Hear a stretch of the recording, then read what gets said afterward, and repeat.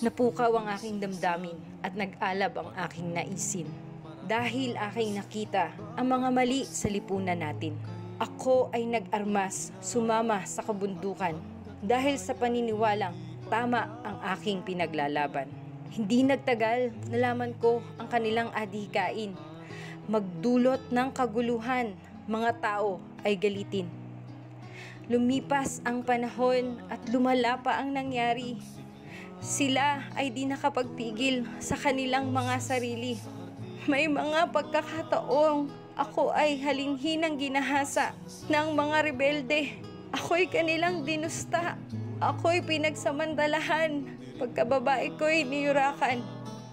Magbunga man ang kadustaan, kanilang susolusyonan.